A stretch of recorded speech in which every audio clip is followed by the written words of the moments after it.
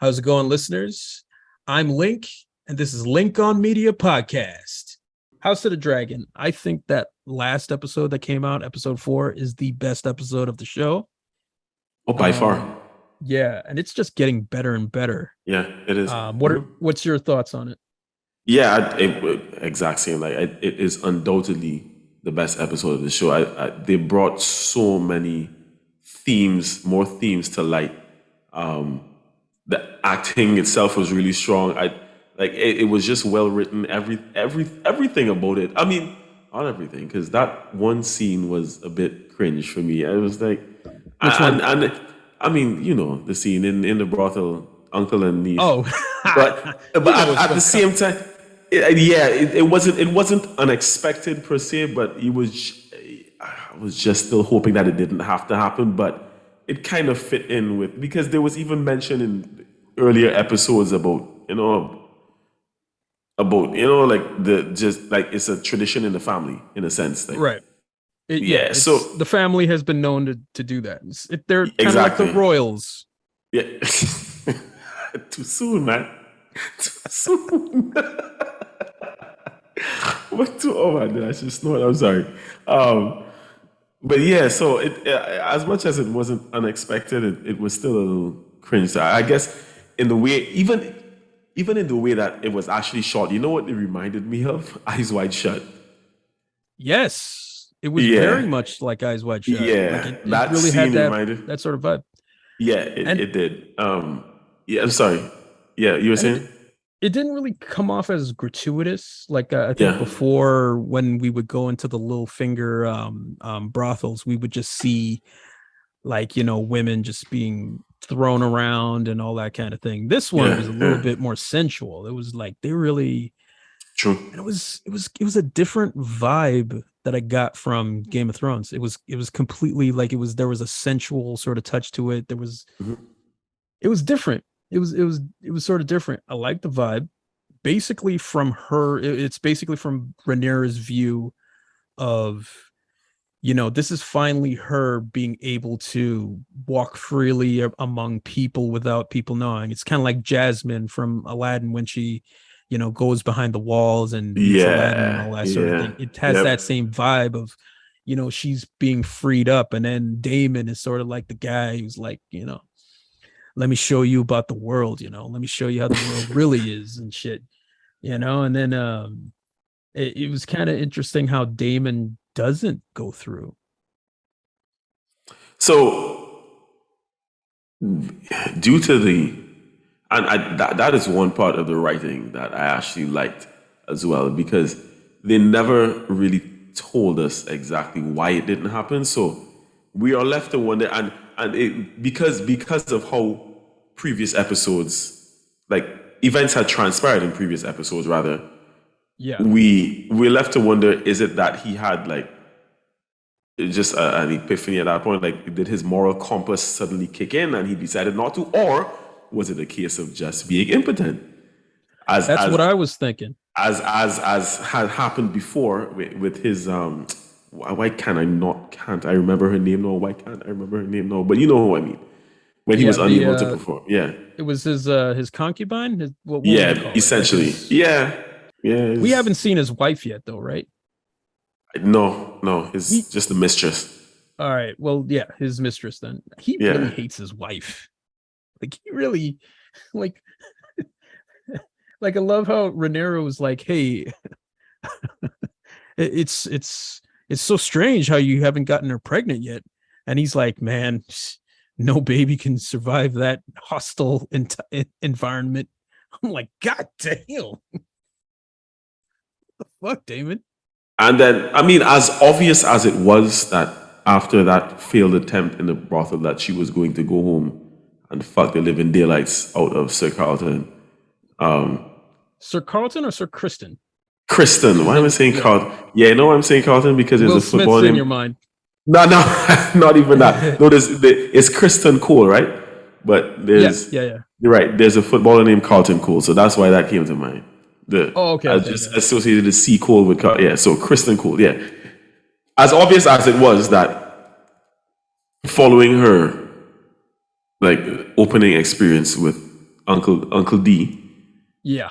that she was going to do it. The way the scene actually unfolded itself, it was good stuff. It was good TV. Like it wasn't just like because there weren't many words spoken. She didn't say a thing. She didn't say a thing. It was just all about her actions, and you could tell that she was being playful to try and do what she did, and then him slowly, like exceptionally slowly, succumbing to her desires, basically. And you could, it's like the man still didn't want to do it. Man was taking off the armor with taking off the armor like he was second guessing himself while it was happening as well. And he probably was. He probably was. His character is supposed to be that kind of like that upstanding, right? So Right. yeah. Yeah, like when he was taking off the armor, I was wondering, like, I'm thinking in his head, he's like, "Oh, I'm gonna be in some shit now. I'm in some shit. Yeah. I'm in trouble. Yeah. I'm in trouble. I'm in trouble. I shouldn't do this. I shouldn't do this. I shouldn't do this." So yeah, I loved it. Love that scene. I did too, yeah. Yeah. I think the acting all around is pretty good. I think Patty Paddy Considine. Patty Considine. Yeah. Yeah, he is so good as the king. Like I think episode 3, you really see how the politics is just weighing on him, and then like his body is just getting so weakened after like getting cut up from sitting on that damn seat. He probably got tetanus. He probably got like tetanus and sepsis and all that kind of shit. Had to cut his 2 fingers off. Like online, they said that they didn't CG the fingers. Like there was one shot where it's like there you see the green tape on his hand. Yeah. So they missed that. I'm sure they can just fix it and post a little later, like they did the Starbucks cup. Yeah. But yeah. The epic Starbucks cup. yeah. But I want to go back to episode 3 on the I think probably the highlight of that episode was the last 8 minutes where Damon just is a complete badass and takes out the crab feeder. Crab feeder, yeah. My goodness, like Game of Thrones is back, boy. Like that was the only disappointing thing about that is I thought we were going to see the crab feeder a bit longer, especially after how he was introduced and whatnot. I not necessarily saying that he was going to become like a mainstay of the characters, but I thought we were going to learn a little bit more about him at least. Yeah, it seems like they're speeding through. Like it's 5 episodes in, and they already jumped like 4 years. So yeah, it seems like they're. So I'm not really familiar with the book. I don't know where it's gonna go, but it looks like it needs to get to somewhere. Well, they're going to speed through. They're going to speed through some more because Millie Alcock is not going to be present after. I think this was either her last episode or she has one more. Wait, the last one we saw was what, 4, right? The last one, what? Oh yeah, the most recent episode is 4, right? So she has one more episode left before the older Rhaenyra takes over. So they definitely are speeding through. And that kind of sucks because I like the original actress. I like what's her name? Millie Alcock. Yeah, I know. I know. The actresses, Millie Alcock and the other one, I forgot her name. Emily, I don't know if it's Emily Carey or what, but that plays Alicent. Yeah. Yeah, I can't like those. I like those actresses. Yeah. So it's going to be kind of weird seeing like the 2 characters that are just so central to the show and they're completely like changed in the next episode. I don't know how I'm going to feel about that. I hope that the transition is seamless. I hope that the characters can, because I am so into it. Like after the 4th episode, I am so into the show now. Yeah. I think it's a different vibe from Game of Thrones. I don't think it doesn't feel like the same show. It feels similar. I agree. I don't think it's the same. I do not think, because there is there is much of a dip. It is Game of Thrones esque without actually being Game of Thrones. Like there is the entire essence, and it kind of harks back to what we were speaking about, or what I was saying in the chat earlier. Like the entire storyline of this is completely different to Game of Thrones. Game of Right. Thrones is what it was, a Game of Thrones. Like everybody trying to get onto that Iron Throne. In this case, that throne is already taken by one individual, and it's just really about all this drama within this one family. Like we've been Right. introduced to some other names of families that we've heard throughout the Game of Thrones universe, basically. Um, but they are they're essentially footnotes at this point, you know. And this is really just about this one family and all the dysfunction that goes with it. So I mean, there was a bit of that in Game of Thrones, but at the same time, the overarching plot was about trying to be the dominant family. In this case, it Right. was, yeah, it's. I guess it is. It's not even one individual just trying to be the dominant. It's that the subplots, like the storylines of each character is so interesting here. And Yeah. I guess because they're not that many major characters, they don't have to kill off people from minute one. Right. And it's not as like there is a hype, there is a forward momentum of in Game of Thrones, like especially after Ned Stark died, where it's like, what's going to happen next? Will the characters like band together and go against the Lannisters, and how does this all work? And it's Hmm. like shit goes so bad at the end of that first season that it just sort of leaves you with a oh my god type of thing. I'm kind Yeah. of glad that this is more of a slow burn. Maybe it'll get like that once the season's up. Who knows? I mean, there are some people there are people who know the books. I'm trying to stay off of like spoilers and stuff like that. So I am in the dark with how this is going to go. But yeah, I like the idea of it's a family that is completely destroyed, Yeah. and they don't even have like moments to themselves. They everybody is trying to politic it. Everything is sort of at stake Hmm. because of the family. You know what I mean? Like Right. I Yeah. guess I guess it's kind of like the Royals. I was just thinking. I was thinking it as you were saying it. You said it, not me, though. You Yeah. said it, But how one of the funniest how funny was it, like that opening scene of episode 4 when Rhaenyra was just going through the suitors, and they're like one is like a 60-year-old man, the other is like a 16-year of like he's not even 16, he's like 12. Yeah, the little kid who had who Yeah. had clearly memorized his speech before he Yeah. got out there, reciting it so nervously. Yeah, Yeah. that did That make poor me kid. chuckle. One of Hey, my man's got some cojones on him, no?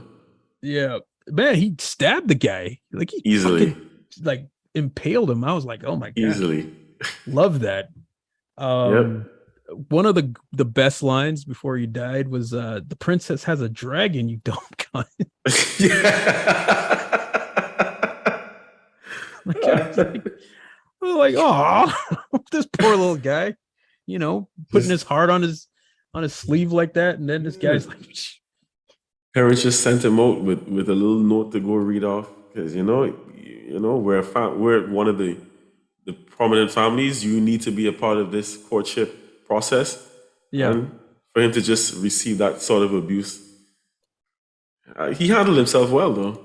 yeah. When he Handled stabbed the himself guy, I well. was, when he stabbed that guy, I was like, yeah, take that shit. Yeah, I like it. But yeah, the cinematography in this episode is fantastic. All the scenes at King's Landing. There's the scene with the big red chair, not red chair, sorry, the big red tree with the red leaves and all that sort of Hmm. thing. Like that courtyard Yeah, area, beautiful. When Damon comes in like such a badass with his new haircut and a yeah, crown, and yeah. he's like, "Oh, so you a king now?" And he's like, yeah, man, we took over so many people. They're calling us king, so of course. But But yeah, I have to talk about as well though, because credit to my wife. I'm pretty sure she's the one that called it. She said, I don't trust this guy, referring to Otto Hightower. And her instincts were completely correct. At the same time, after she said it, I was like, yeah, I don't trust Damon actually. And this is when Damon came back, as he came back and he was acting all good and stuff. right, right, We, right. we both ended up being right. But I give credit to her for that because she really did say, yeah, I don't trust Hightower. And it turned out that, yeah, instinctually she was correct. He was conniving. Because he was sort of and I kind of felt that same way too, even more so than Damon, because Otto, you could see that he kind of had a little finger, calculating mind there, where Yeah. he would like, he would tell his daughter like, come on, you cozy up to the king, Yeah, yeah, like he did. Yeah, they did show and us that before. So, yeah, and even his like how he had disagree the disagreement with Damon, and it just seemed like Damon is coming from an emotional place where, yeah, it's complicated for him, because I do believe that he loves his brother. I think he may, in fact betray him, but I think there is a love there, and there is a honor, and there's, he wants to do well by his house. You feel that, especially when the king had him on the ground after, that whole run around with Rhaenyra. Like he's like, he's thinking about his family. He's thinking about his house. He's thinking about glory and all that sort of thing. So I trust that more than Otto. Otto just doesn't seem to have like a moral center to him. But clearly has been plotting for a while. yeah, absolutely. Like I mean, everybody at that table, has an agenda, And yeah, and yeah, some sort of ulterior motive. yeah. And I'm surprised. I'm really surprised the king lived this long. You know But what? and He does live that long. He's like, I do think that maybe they're like slow poisoning him or something like that. Like maybe there's something like that going on, because the reason why the king is not dead is because they want an heir. Whoever is plotting against them wants an heir that they can control, or they want to be the heir. It's right, it's all of that political stuff that's happening, and it's so enjoyable. it is. And I can't wait for the next episode. I'm excited for a Game of Thrones product. If you would have told me that after season 8, I'd have called you a liar. But yeah, Yeah, I'm here sort we of are. yeah, here we are. I'm into it, Yeah, and I am too. I'm intrigued, man. I actually look forward to it. I actually look forward to it. and then yeah, and then when you sort of compare it to the shows that are coming out now, I mean, it's proper character work, it's proper writing, it's action scenes are well done, the special effects are seamless. Like when you even with the Lord of the Rings show, yeah, it's beautiful, but it looks like a painting. It looks Right. too perfect, and it doesn't feel lived in. Like those old Lord of the Rings movies, you compare them, you can see the reality of what they're trying to create. It looks like a place that people live in. Like the Shire is real. When you compare it to that new show, I don't know. There's just something missing, and you know, Understood. That's yeah, an interesting perspective, but yeah, yeah. I guess I'll see when I start it. Yeah, yeah. But I don't think it's definitely not the worst thing. Like I didn't hate it, and I think that's sort of high praise now. When you say like, ah, it's not the worst thing. It didn't make me want to Yeah. blow my brains out, so I guess it's okay. Yeah, especially So when it comes to anything Disney. But I get it. yeah. Well, that's Amazon Prime. That's Yeah, yeah, no, Bezos. I was just referring, not Oh, to yeah, just generally, like the concept of like like that kind of high praise is applied especially to Disney nowadays, to Disney yeah. products. You don't have high hopes for Andor? No, I do not. I did look at view the trailers, whether it was Andor, Yeah. what was the other one? The one that's basically telling the story of Ahsoka. I'm more interested in that, but at the same time, I think I have Disney, not Disney, but Star Wars fatigue now because of Disney. After the debacle that was Obi-Wan, I'm kind of to the point where I feel like I've had it. And the thing is, I'm such a glutton for punishment that I most likely still will watch these series. But it's just that the zest with which I would have approached it, the gusto that I would normally have, I do not have. I'm kind of watching this out of servitude, just being a huge Star Wars fan. That's basically it. Because maybe there is some part of me intrinsically that just feels that I'm trying to that something will come good and I'll be able to pick some positive aspect out of it, or I guess, which is maybe why I'm more intrigued by, like, why can't I still not remember the name, but the one with Ahsoka though, like Uh, in terms of, the TV show or the Clone Wars cartoon, right? no, the one of the ones that you sent that you said to check Oh, out. Tales of the Jedi. It's Yes, Tales of the Jedi. I think they're shorts. I think that's Oh, so it's just shorts. Okay. yeah. Yeah, because I But mean, but I saw them basically like alluding to, like, showing a little bit more of Ahsoka in a sense.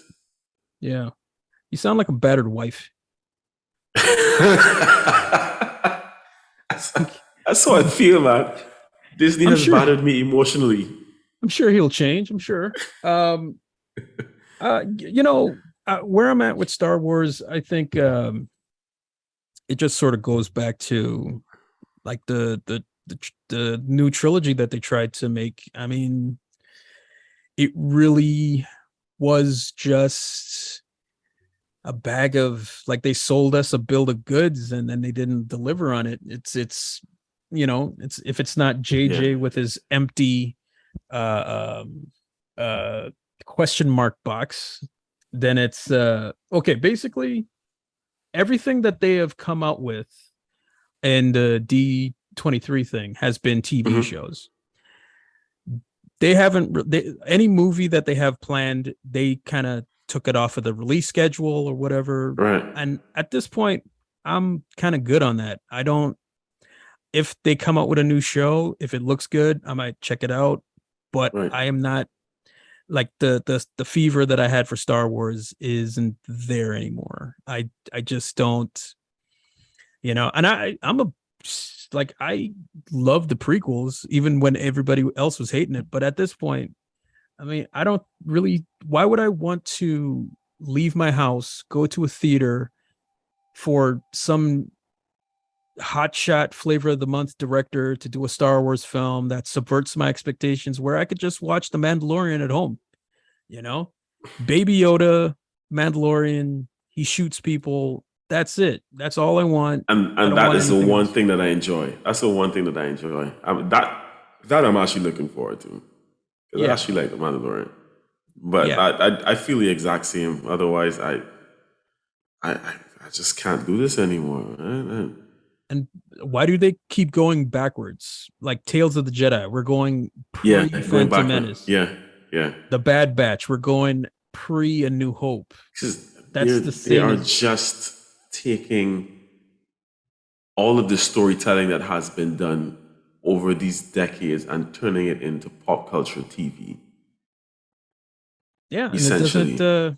and it's flat. It doesn't you know, it's just people in costumes Yeah, running around. And let's hope Andor is good. Let's hope Lucasfilm actually comes through with this new Indiana Jones 5 movie that they are trying to bring out with an 80-year-old Harrison Ford. And I mean, look, the James Mangold directed it. He did Logan, so Okay.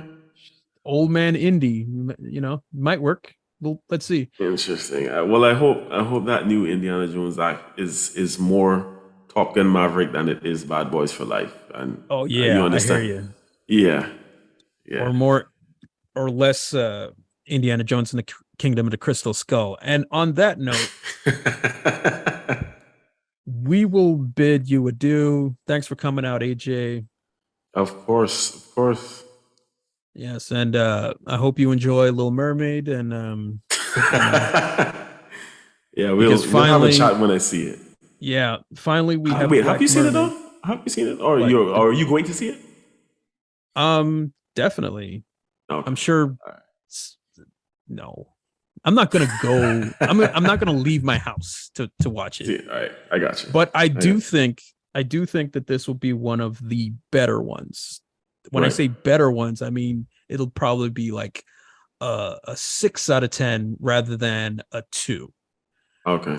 Fair enough. So Fair enough. because she's amazing and I want to see her sing. And if you give me that, then I'll be happy, even though the movie's That's terrible. fair. Who knows? Whatever. But on that note, rest in peace to the Queen, and thanks for listening. AJ, you want to plug your anything that you want to plug on here? Yeah. Just follow me on IG. It's Armand ARMAND. And keep up with the Green Beige podcast. It's our sports show. Wow, what just happened there? Could be fatigue. Yeah. So every Tuesday night, every Tuesday night we go live, 10:30 Eastern. Yeah.